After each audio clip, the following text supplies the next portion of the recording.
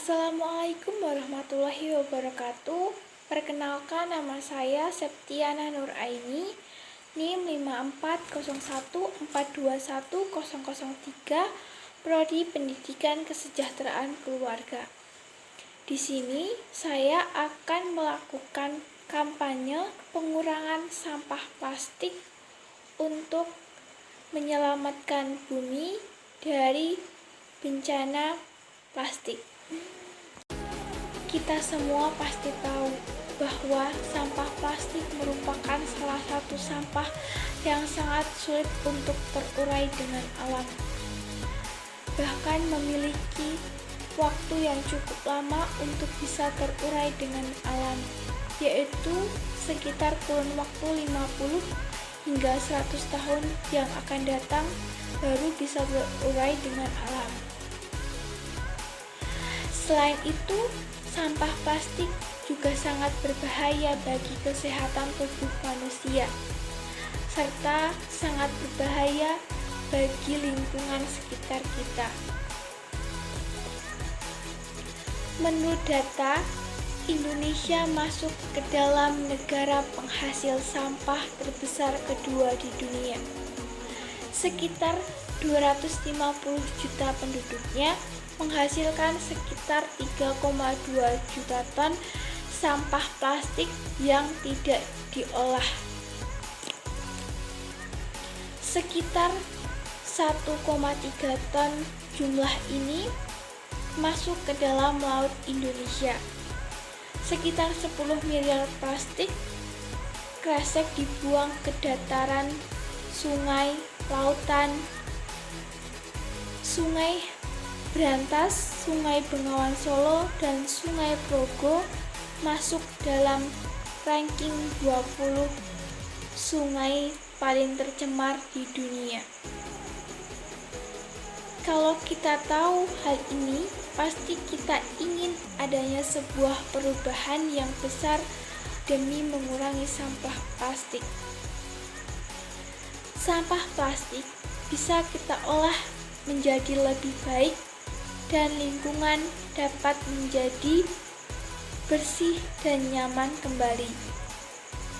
Namun, ini semua bisa terjadi jika kita semua ikut bergotong royong mengambil tindakan untuk mengurangi sampah plastik yang ada di lingkungan kita. Ada berbagai macam cara untuk menanggulangi masalah sampah yang terjadi di Indonesia.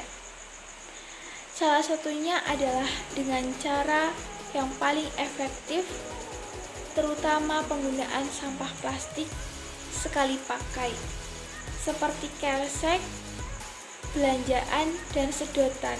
Memang kita belum bisa sepenuhnya menghilangkan pemakaian sampah plastik dalam kehidupan kita sehari-hari. Namun, dengan menguranginya cukup membantu untuk mengatasi masalah sampah yang semakin banyak di Indonesia. Misalnya, kita bisa membawa kantong kain ke pasar atau supermarket jika ingin membeli barang-barang, supaya kita tidak perlu lagi mengambil kantong plastik yang telah disediakan oleh supermarket tersebut. Selain itu, kita juga bisa menyimpan sedotan stainless dan tas supaya tidak perlu memakai sedotan plastik ketika kita membeli minuman, atau lebih baik lagi jika kita membawa botol minum dari rumah agar kita tidak perlu membeli air dari luar yang berkemasan plastik. Selain bebas dari sampah, hal tersebut juga membuat kita menjadi lebih sehat dan menjadi lebih hemat terhadap pengeluaran uang. Cara yang kedua adalah dengan memilih pembelian. Kita dapat memilih barang-barang yang bukan dari bahan plastik atau barang yang tidak terbungkus plastik. Dengan demikian, pemilik pabrik atau penjual menjadi tahu jika pembelinya tidak ingin ada bahan yang terbuat dari plastik yang digunakan. Sehingga setelah itu diharapkan barang-barang yang diproduksi tanpa plastik atau dengan menggunakan plastik sedikit akan tercapai dan akan segera terrealisasi. Cara yang ketiga adalah dengan memanfaatkan sampah kembali. Kita tahu plastik yang sudah terlanjur ada bisa kita manfaatkan kembali. Begitu tiba di rumah, plastik yang kita dapatkan dari luar segera mungkin kita pilah, misalnya berdasarkan ukuran, lalu simpan dengan rapi di tempat yang sesuai.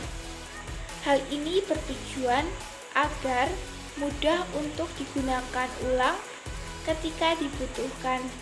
Misalnya, kantong plastik bekas yang masih bersih bisa kita simpan di tas dan dibawa sewaktu-waktu ingin berbelanja ke warung atau ke supermarket.